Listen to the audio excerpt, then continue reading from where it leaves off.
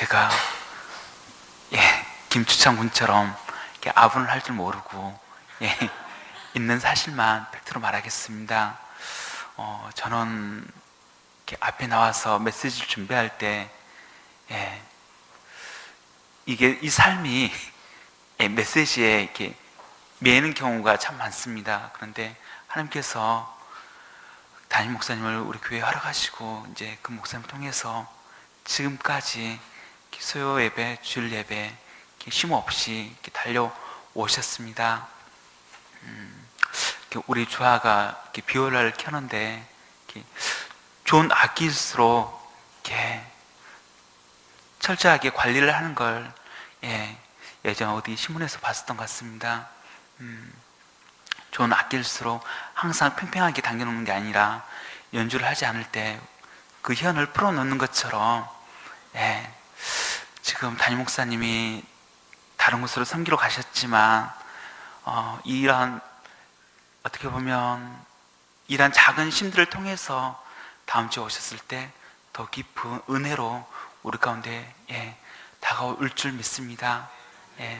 우리 가운데 담임 목사님 허락하신 하나님과 또 이것을 순종해서 그 뜻을 받아주신 우리 담임 목사님께 감사의 박수를 올려드렸으면 좋겠습니다.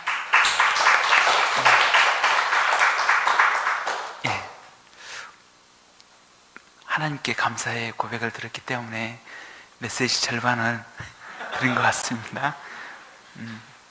말씀 보도록 하겠습니다. 우리가 지난번 이렇게 변화산 사건을까지 누가복음 말씀을 봤습니다. 예수님 이 변화산에서 하나님의 본성인 거룩한 모습으로 변형되사 모세와 엘리야와 함께 하셨습니다. 곧 베드로와 야고보 그리고 요한 가운데 하나님의 거룩한 영광의 모습을 부분적으로 나타내셨습니다. 그때 잠에서 깨어난 베드로는 어떻게 행동했습니까?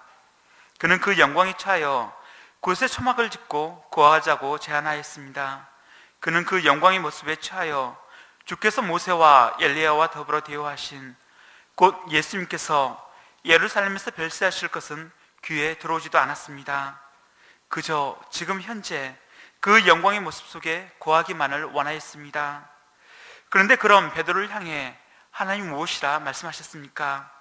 9장 35절에는 구름 속에서 서로에게 나서 이르되 이는 나의 아들 곧 택함을 받은 자니 너희는 그의 말을 들으라 하셨습니다. 하나님은 베드로뿐만 아니라 야고보와 요한을 향해서도 너희는 그의 말을 들으라 하셨던 것입니다. 곧 하나님의 아들이요 택함을 받은 예수님의 말씀을 듣고 그 말씀에 순종하라는 것입니다. 이에 대해 지난 시간에도 나누었지만 그렇다면 제자들이 들어야 하는 그 말씀은 무엇이었습니까? 이는 앞서 베드로의 신앙 고백 후에 말씀하셨던 십자가의 길과 또한 자신을 따르는 제자들이 가야 할 자기 부인과 자기 십자가를 말씀하는 것이었습니다. 곧 하나님은 그 진리의 말씀을 듣고 그 말씀 앞에 순종하길 바라셨던 것입니다. 여러분 너희는 그의 말을 들으라 하시는 하나님의 말씀에 대하여 어떻게 반응하십니까? 어찌 보면 오늘 말씀은 세상 속에서 우리가 어떤 모습 속에서 살아가야 하는지 나타내어주는 말씀 아닐까 싶습니다. 이 시간 부족할지라도 저와 함께 말씀의 은혜를 나눴으면 좋겠습니다. 그럼 본문 말씀을 보도록 하겠습니다. 먼저 오늘 말씀인 본문에서는 이튿날 예수님과 세 제자가 산에서 내려오심으로 시작하고 있습니다. 예수님과 세 제자가 산에서 내려올 때 세상은 여전히 예수님을 간절히 찾고 있었습니다. 그렇게 이미 산 밑에는 큰 물이라 불릴 정도로 수많은 사람들이 모여 있었습니다. 그들은 각자의 바람과 소원을 가지고 예수님을 찾아 모여들었던 것입니다. 그 중에는 오늘 우리가 살펴볼 한 아이의 아버지도 있었습니다. 그는 저 멀리 세 제자와 함께 산에서 내려오시는 예수님을 발견하고서는 큰 목소리로 외쳐 부르기 시작했습니다. 선생님, 청컨대 내 아들을 돌보아 주옵소서. 이는 내 외아들이니이다. 그의 외침을 보면 그에게 해결할 수 없는 큰 문제가 있음을 알 수 있습니다. 그것은 바로 아들의 문제였습니다. 지금도 그렇지만 그 당시 특히 유대인에게 있어 아들의 의미는 상당히 큽니다. 왜냐하면 기업을 물을 자이기도 하지만 가문에 있어 하나님의 약속 축복을 이을 자이기도 하였기 때문입니다. 그런데 그런 아들, 특히 그에게 있어서는 오직 하나뿐인 외아들에게 있어 문제가 있었던 것입니다. 그 아들의 문제가 무엇이었습니까? 다 같이 39절 말씀을 읽어보도록 하겠습니다. 39절 말씀입니다. 시작. 귀신이 그를 잡아 갑자기 부르짖게 하고 경련을 일으켜 거품을 흘리게 하며 몹시 상하게 하고서야 겨우 떠나가나이다. 이에 대해 동일선상에 있는 마태복음 17장 15절에는 간질로 심히 고생하여 자주 불에도 넘어지며 물에도 넘어진다고 했습니다. 그런데 여러분, 간질병에 대해서 알고 계십니까?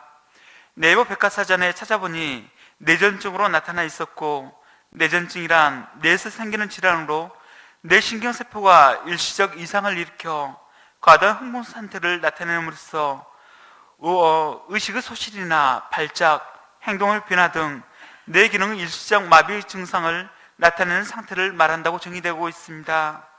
그리고 이러한 경련이 만성적, 반복적으로 나타날 때 이를 간질이라고 했습니다.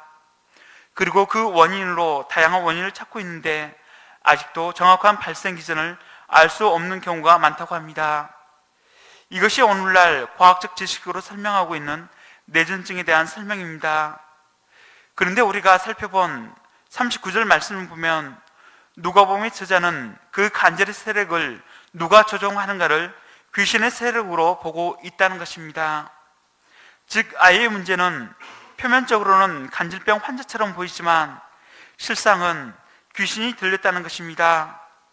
귀신이 그를 사로잡으면 갑자기 소리를 지르고 눈이 뒤집혀지고 경련을 일으키면서 입에서는 거품을 흘렸습니다. 그리고 귀신의 세력에 이끌려 불에도 넘어지고 물에도 들어갔습니다. 그 아들을 몹시 상하게 하고 나서야 겨우 떠나갔습니다. 문제는 이것이 한두 번이 아니라 예수님 앞에 나아오기까지 시도 때도 없이 계속되었다는 것입니다. 또한 이것이 언제 그칠지 미래를 기억할 수 없다는 암담함이 있었습니다. 이를 옆에서 지켜볼 수밖에 없었던 아버지의 심정은 어떠했겠습니까?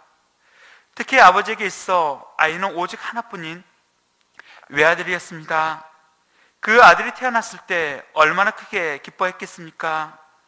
자녀의 자랑이 곧 부모의 자랑인 것처럼 아이는 아버지에게 있어서 세상의 그 어떤 것과 비교할 수 없는 귀한 존재와 같은 아이였습니다. 아이는 아버지의 기쁨이요 즐거움이요 그의 유일한 희망과도 같은 존재였던 것입니다. 그런데 그런 아이가 귀신 들려 거품을 흘리며 뒹굴고 불에도 들어가고 물에도 들어갈 때 아버지는 얼마나 놀라고 깊은 절망을 맛보아야 했겠습니까? 몇 해 전 TV에서 우연히 그룹 부활의 리더인 가수 김태훈 씨가 인터뷰하는 영상을 보게 되었습니다. 여러분 혹시 김태훈 씨 아십니까? 예, TV를 안 보기 때문에 잘 모르시죠? 예. 제 나이 세대쯤 되면 그룹 부활을 좀 아실 건데 그 부활과 이승철 씨가 과거에 함께 같이 한 그룹으로 활동을 했었습니다. 곧 가수로서 부와 명예를 얻은 사람 중 한 사람이 김태훈 씨 아닌가 싶습니다.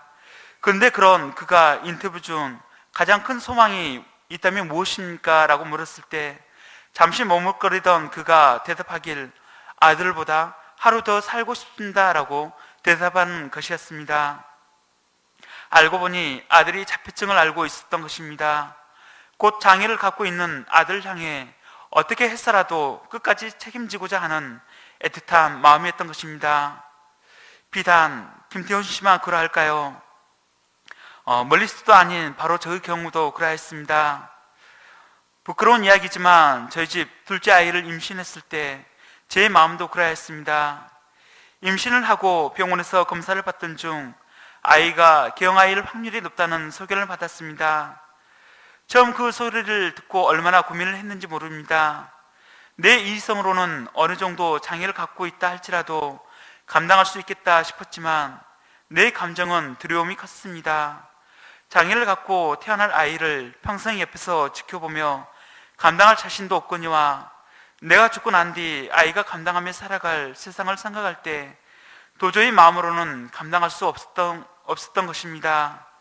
다행히 교회의 많은 분들이 중보기도해 주시고 하나님이 돌봐 주신 결과 지금은 정상적인 아이로 성장하고 있습니다. 그래서 지금은 그때의 미안함과 고마움이 있기에 어느 정도 실수나 학습적인 부분에서 미진한 부분이 있더라도 그때를 생각하고 이 정도 해주는 것만 해도 참 감사하다는 마음이 들곤 합니다. 그런데 이것이 우리 주영이뿐만 아니라 우리 주찬이도 그랬습니다. 비록 염색체 이상은 없었지만 아이가 돌이 지나고 말할 나이가 됐음에도 또래 아이에 비해 말이 없고 어떤 자극에 대하여 반응이 무디였습니다. 특히 둘째 주영이 이후에 놀란 같습니다. 쳐다만 볼 뿐 반응이 없는 아이를 볼 때마다 혹 나를 닮아 말이 없거나 내성적인 아이면 다행이지만 그게 아니라 자폐증이나 다른 곳에 이상이 있지 않나 걱정이 많았습니다. 그런데 지난주 감사 예배 때 보셨다시피 처음 걱정과 달리 너무 까불까불하지만 그 역시 잘 자라고 있습니다. 또한 내 성격과 너무나 다른 아들이지만 그건 역시 감사가 되었습니다. 이처럼 자녀의 문제로부터 자유로울 수 없는 게 부모의 위치인 것 같습니다. 늘 자녀에게 매여 사는 존재가 부모의 모습처럼 보이기도 합니다. 하지만 그러한 부모로서의 책임감과 사랑 그리고 자녀의 관계 속에서 이전에 체험하지 못했던 부모님의 사랑을 가슴으로 알아가게 되었고 나를 향한 하나님의 사랑이 어떠한가를 더 깊이 이해하는 은혜를 입게 되었습니다. 어제 오후 주찬이가 다니는 어린이집에서 공연과 전시회가 있었습니다. 많은 아이들이 나와 공연을 했지만 그 많은 아이들 중 제 눈이 가장 먼저 쫓은 것은 내 자녀에게 눈이 먼저 간다는 사실이었습니다. 이것이 하나님이 부모된 우리에게 주신 사랑의 마음 아닌가 싶었습니다. 그리고 동시에 이것이 우리를 향한 아버지 하나님의 마음 아닌가 바라보게 되었습니다. 곧 우리가 세상 속에서 수많은 무리 중에 섞여 있었을지라도 우리가 어디에 있든 가장 먼저 눈을 들어 우리를 쫓아 시선을 향한다는 사실입니다. 그 사랑의 눈빛으로 우리를 바라보시며 우리를 지켜주시기 위해 잠들지 않으신다는 사실입니다. 여러분은 이를 믿으십니까? 네. 한 인간으로서 자녀를 바라보는 마음이 사랑으로 가득한데 그 아들의 생명을 대신해 우리를 살리신 하늘 아버지의 마음이 어찌 이보다 적다 말할 수 있겠습니까? 이미 우리는 하나님의 눈동자에 가득 찬 존재로 오늘 이 시간도 서 있는 줄 믿습니다. 그 은혜로 살아가는 존재가 바로 우리인 줄 믿습니다. 본문으로 돌아와서 그렇게 절망 중에 빠져있던 아버지에게 한 가지 소문이 들려왔습니다. 그것은 예수님께 나아가면 모든 병을 고침받을 수 있다는 사실이었습니다. 또한 얼마 전에는 그의 12 제자에게도 귀신을 제어하며 병고침의 역사가 일어나 많은 사람들이 고침을 받았다는 소문이 들려왔던 것입니다. 그래서 그는 아들을 데리고 예수님이 계신 이곳까지 쫓아왔습니다. 그러나 막상 와보니 문제가 있었습니다. 그 문제가 무엇이었는지 40절 말씀을 읽어보도록 하겠습니다. 40절 말씀입니다. 시작. 당신의 제자들에게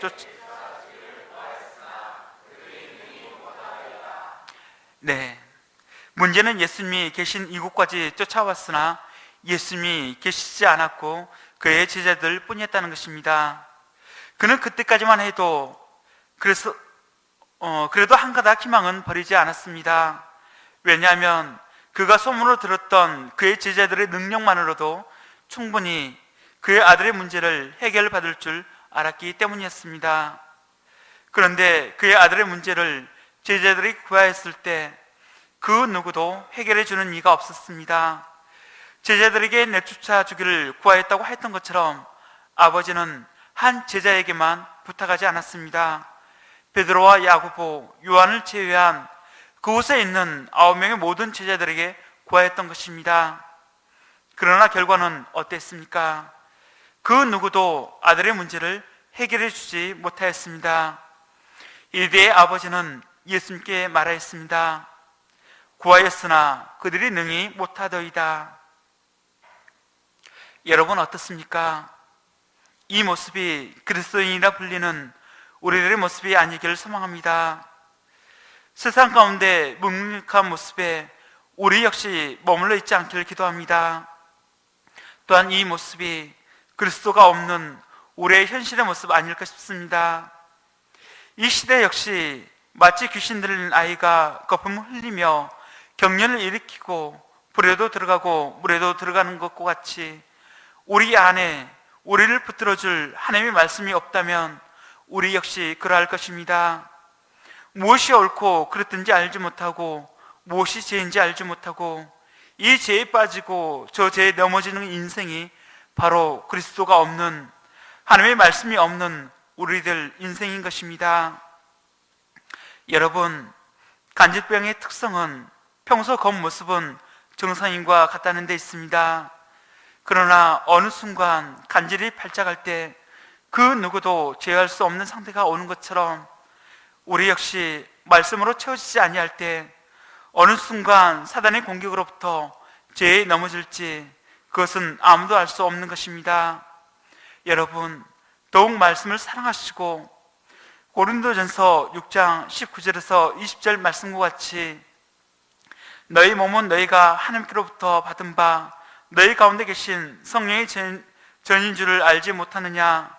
너희는 너희 자신의 것이 아니라 값으로 산 것이 되었으니 그런즉 너희 몸으로 하나님께 영광을 돌리라 하였던 것처럼 여러분 안에 성령 하나님이 내주하시는 또한 그분과 동행하는 여러분 되시기를 소망합니다.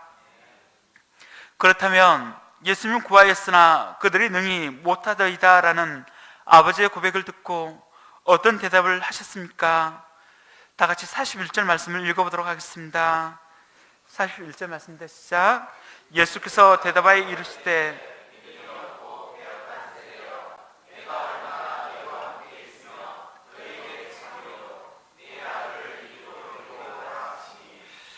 십자가를 앞두고 있는 예수님에게 있어 이는 참 답답한 모습이었습니다. 예수님이 보시기에 믿음이 없고 패약한 것이 제자들의 문제요, 더 나아가 그곳에 모인 모든 이들의 문제였던 것입니다. 곧 예수님이 보시기에 믿음이 없었던 것입니다. 얼른 보기에 제자들의 문제는 능력이 없는 것이 문제인 것 같습니다. 그러나 예수님이 보실 때 제자들의 본질적인 문제는 믿음이 없는 것이 문제였습니다. 곧 능력이 없어 못 고쳐준 것이 아니라 믿음이 없어 못 고쳐준 것이 문제의 근본 원인인 것이었습니다. 그렇게 여러분 곰곰이 생각해 보십시오. 능력은 누구에게 있습니까? 능력은 우리에게 있지 않고 근본적으로 하나님께 있습니다. 그러므로 우리에게 필요한 것은 바로 믿음인 것입니다. 곧 우리는 믿음만 있으면 되는 것입니다. 그럴 때 우리는 하나님의 능력을 믿음의 통로를 통하여 사용할 수 있게 되는 것입니다. 이에 대해 동일선상에 있는 마태복음 17장 20절에 보시면 한번 읽어보도록 하겠습니다. 시작. 이르시되 너희 믿음이 작은 까닭이니라. 진실로 너에게 이르노니 만일 너에게 믿음이 겨자씨 하늘만큼만 있어도 이 산을 명하여 여기서 저기로 옮기지라 하면 옮겨질 것이요 또 너희가 못할 것이 없으리라. 아멘. 주님은 우리에게 어마어마한 믿음을 요구하지 않으십니다. 단지 겨자씨 하늘만한 작지만 살아있는 믿음을 요구하십니다. 곧 우리 안에 있는 믿음이 대단하지 않아도 괜찮습니다. 우리가 성경 말씀을 많이 몰라도 신앙생활로 연륜이 짧아도 문제가 되지 않습니다. 단순하지만 절대적인 믿음, 하나님이 지금도 살아계셔서 얼마든지 능력을 발휘할 수 있다고 믿는 믿음이 결시 하늘만한 믿음인 것입니다. 그리고 그 믿음을 끌어오기 위한 통로로 기도가 필요한 것입니다. 한 말씀만 더 보자면 동일산상에 있는 마가복음 9장 29절에서는 제자들이 우리는 어찌하여 능히 그 귀신을 쫓아내지 못하였습니까? 묻는 질문에 대해 기도 외에 다른 것으로는 이런 종류가 나갈 수 없느니라 대답해 주셨습니다. 여러분, 다시 한번 말씀드리지만 능력은 우리에게 있지 않고 하나님께 있습니다. 그 하나님을 바라보시고 기도의 끈을 놓치지 마시기를 바랍니다.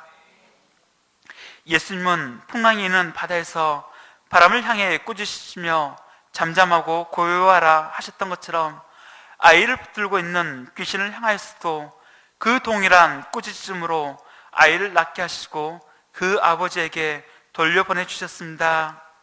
이렇듯 예수님이 귀신을 꾸짖어 쫓아내자 제자들도 무리들도 다 하나님의 위엄에 놀랐습니다. 이때 예수님은 제자들에게 말씀하셨습니다. 44절을 보십시오. 이 말을 너희 귀에 담아두라.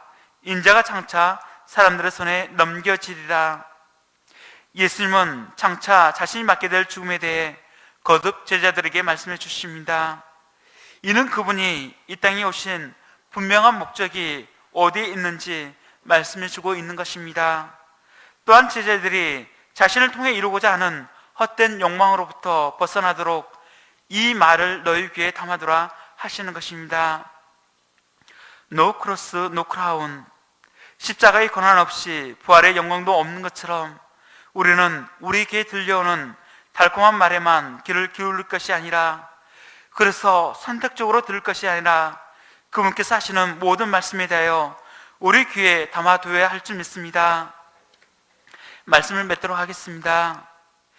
오늘 말씀을 준비하면서 개인적으로 그리스도인으로 살아간다는 것은 무엇일까 돌아보게 되었습니다.